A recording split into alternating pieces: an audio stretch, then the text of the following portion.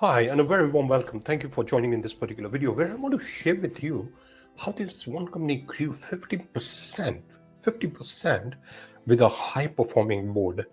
And it was a mid sized company. It wasn't a very large organization either.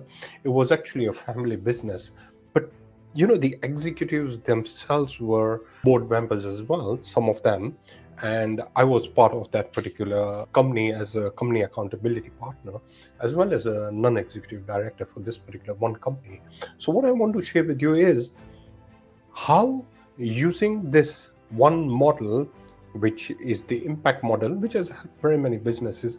By the way, I've done workshops and I've got a 10 out of 10 feedback because I challenge businesses on using this impact model in any part of the business and see the benefits they can really get from this particular model. So I want to share some of the core elements of this. So let's deep dive straight into this particular training. Okay, so this is all about a 50% growth with a high performing board, and I want to share with you what really happened. But before I go into some opportunities and the model itself, these were some of the challenges that I picked up.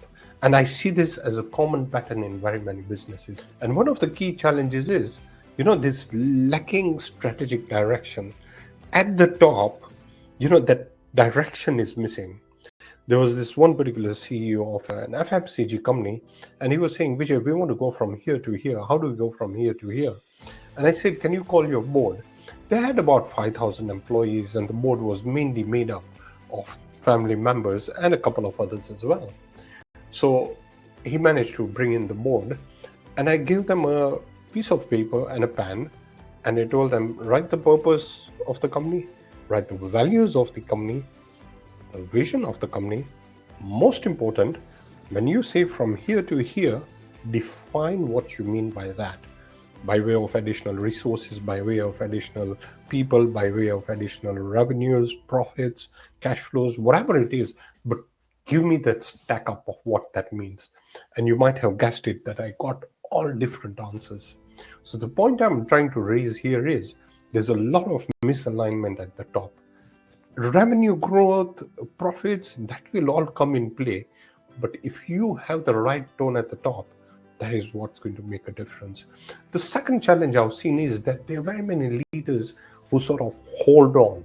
In other words, they have this doubt. And this doubt has come because they might have burned their fingers in the past.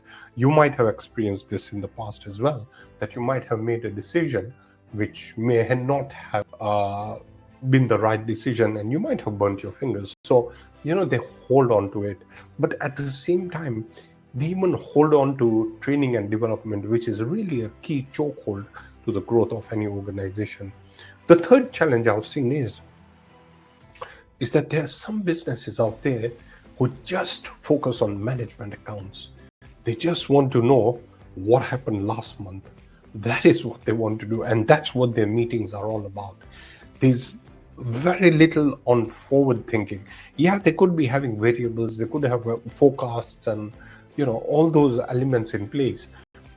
But the point is that the discussions are very short term, and they're not really proactive and long term as such, connecting the dots with the long-term purpose of the organization. This is a key challenge. And obviously the last one is weak leadership, where there's indecisiveness. I've seen leadership where the CEO is not sure whether to make a decision or not, and is heavily reliant sometimes on his or her confidants. In other words, one or two executive members of the team, or some people in the company, and again, not really thinking through. So that is another key challenge I've seen. There are very many others, but I just wanted to share these four at this particular point in time so that you get a little bit of a picture. And now I want to share with you the biggest opportunity to grow in 2025. By the way, before I proceed, please like, subscribe, comment to this particular video, because I'll be rolling out more impact-driven videos for you to grow as we move forward. So let's shift gears and look into what are the biggest opportunities to grow in 2025. The first one, my dear friends, remote services. So you need to look into leveraging collective expertise and experience. You need to find out what is that pool of skill set, competencies, experience that you need at the top, which is not that costly, but at the same time, it is available. And through remote service, you can now do this. I mean, when I helped this particular company, which grew 50%, I'm based here in London, United Kingdom, and this company is based in another country altogether. But it is through remote services that now you can still leverage. So capitalize, look into the opportunity of how you can tap into the resource to add to the talent without heavy costs, without long-term contracts either. So look into what the future is going to hold. How can you grab and get that talent which is going to build that self-discipline, have that, I'm in a company accountability partner, and I help businesses coach, mentor, train, guide them, but at the same time, holding them accountable and shifting their behaviors. That's the fundamental pillar. Because after that, that self-discipline kicks in, execution kicks in, and they can move forward. So look into how you can leverage this particular opportunity which you have at this particular point in time. The second one I want to share with you is AI and digitization, and I can't emphasize enough that you need to appraise and find out exactly where you are as far as AI and digitization is concerned. And now we are stepping into another level where there's this convergence of technologies coming in. So what is it that you are doing? How are you sort of changing the trajectory? What is it that you are doing to add in more efficiencies? And on a level of 1 to 10, where are you when it comes to digitization and AI? So work towards this particular aspect for your particular business, because in 2025, that's one of the core catalysts to grow your particular business. The other thing I want to share with you, biggest opportunity, which very many have not realized this, but this is what I press upon to my clients and all those who, have got my programs as well, is that rather than focusing on competition, focus on unlocking your own capability. In other words, the top team, I normally work with the board, the CEO, and the the executive team itself. That's because I know that is where all the leverage is. That's where you can grow and explode all your revenues and everything, having the right leadership skills there. But here's the thing: if your top team focuses on seeing how they can unlock potential, because you and I, we've got capabilities we haven't even realized yet. So asking those right questions, looking into what you can do, how you can innovate, that, my dear friends, will make you stand apart from your competitors altogether.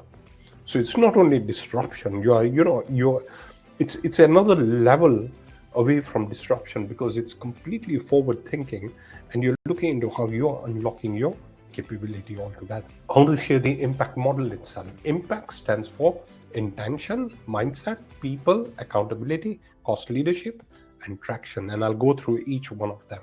Before I go through that, I have an award-winning program which is called Become a High Performing Director in 90 Days.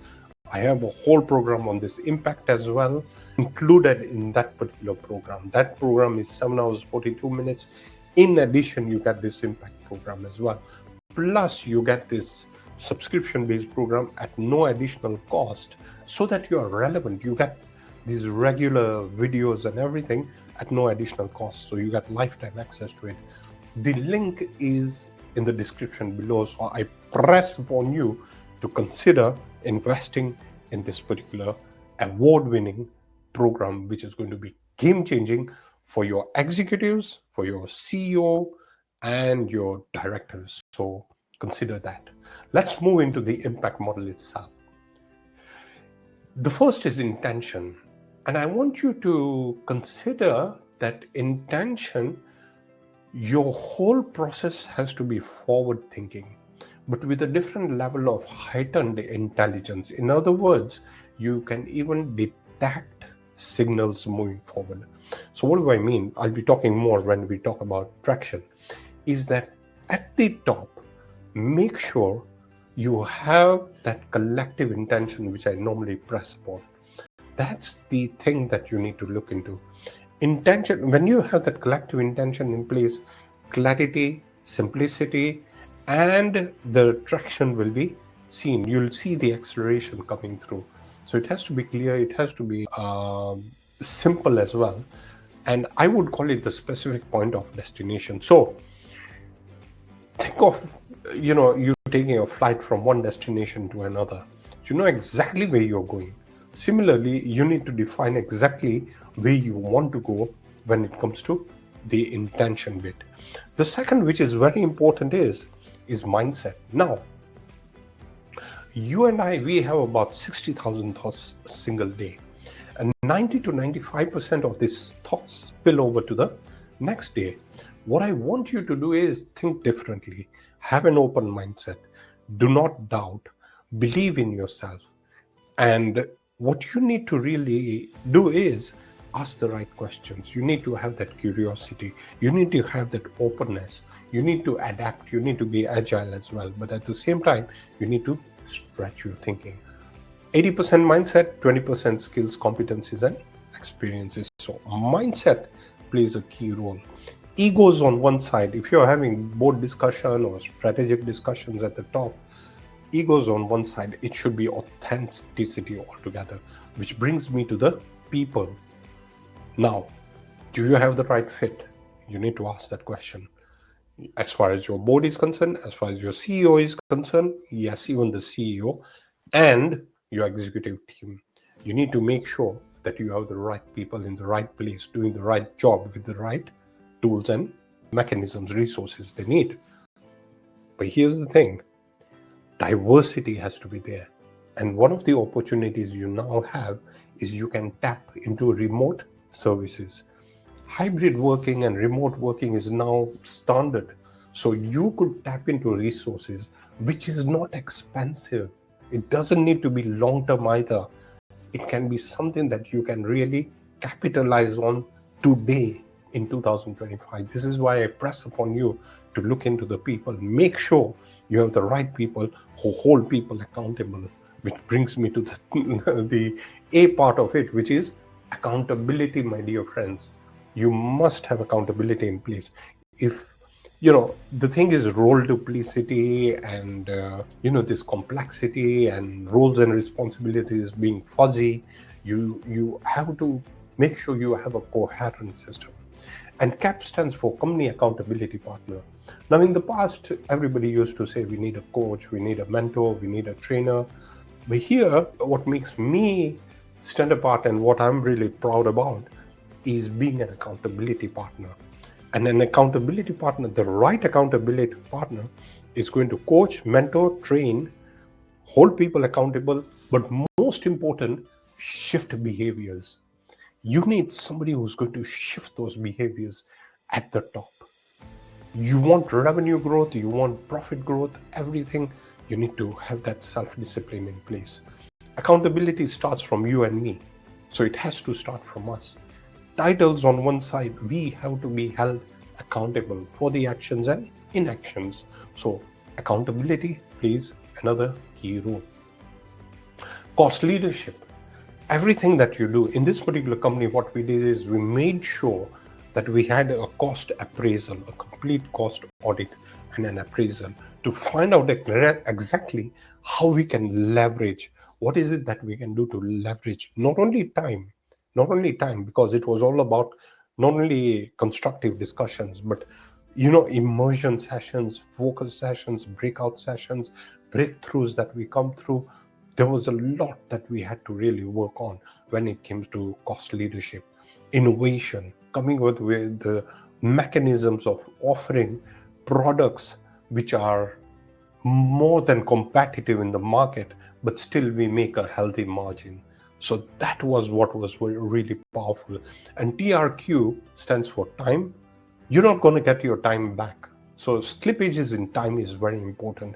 Be very careful how you use your time, your executive time as well. I always say in my workshops and my speaking events, I talk about, each and every one of us having 1,840 hours or so approximately in a year. And how do you really use those hours? How many go into distractions? What do you really do? So avoid slippages and have 100% focus on what you're doing.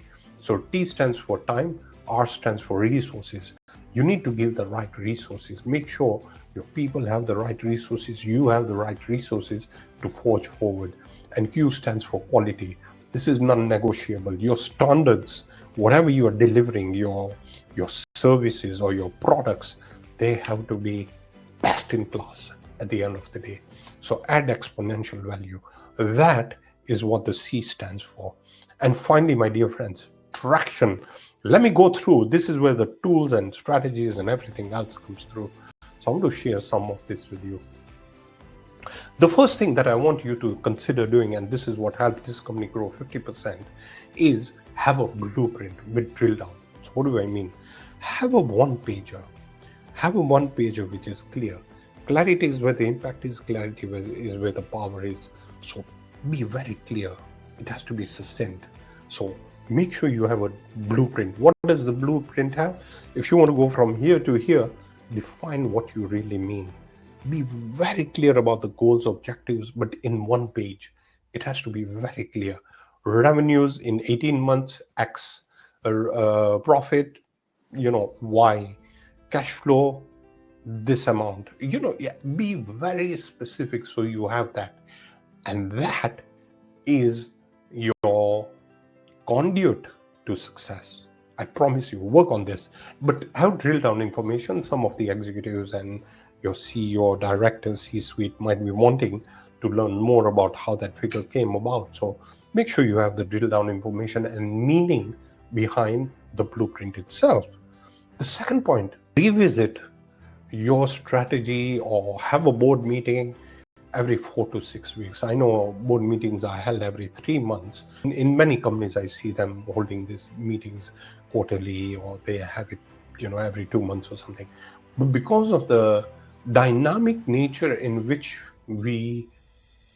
business is being run in 2025 and beyond, I believe that companies should now start paying more attention to the strategy, to the mechanisms, the long-term, wider lens as well, because disruption is just there all the way. So you have to look into what you can really do. I mean, just recently we heard about this Chinese company coming up with a language model which is far cheaper than NVIDIA or any of the big US silicon companies. What does that really mean? That means that we have to put in more attention to what is happening today. So again, depending on the size and complexity of your business, think about having a meeting every 4 to 6 weeks. This is what I propose. Again, depends on you, and it would really help. The other thing I want you to really consider is that I want you to tap into your higher intelligence. How can you tap into your higher intelligence? Take 5 minutes every day, 5 or 7 minutes every day, and practice this one thing of trying to figure out and feel as to what's really happening. You got all the information, but then let your intuition work as well. So step back and figure out what are those patterns. What is it that you're seeing happening? Build upon your intuition power. No one speaks much about this, but I emphasize and press upon you to consider this point, because this is going to really add to the growth and success of your business. Because you and I, we've got innate ability and we've got a lot of potential within ourselves. So we need to tap into a higher level of intelligence. So step back 5 to 7 minutes and look into how you can. I normally talk about, in my workshops, I talk about going into the alpha state or the theta state, because that's where you can tap into your creativity. So go into a deeper state of mind. In the beginning, it's going to be difficult. You'll have a lot of thoughts coming in, but after some time, it will sort of calm down. So, once you have a lake which is calm, then you will be able to tap into this intuitive power, and you will see the benefit it will have in your particular business and your personal life as well. The other point, the mantra, as I say, when I talk about 4 to 6 weeks, and as a company accountability partner, I love doing this. Every time we have a meeting with any company, I would ask 2 or 3 of them to at least put some meaning behind the collective intention, if you see what I mean. And I get different versions, different perspectives, but they are on the same page, reading the same line. So the figures don't change. It's just the perspectives and the variations and the meaning behind it. And once a while, when I do the retreat, I give them a blank piece of paper and make sure everybody are on the same page. So that is what I do. So the mantra should be that collective intention at the end of the day. And accountability, as far as accountability is concerned, make sure you have tangible KPIs and feedback mechanisms in place. I normally talk about having a coherent system. I'm a policy governance consultant.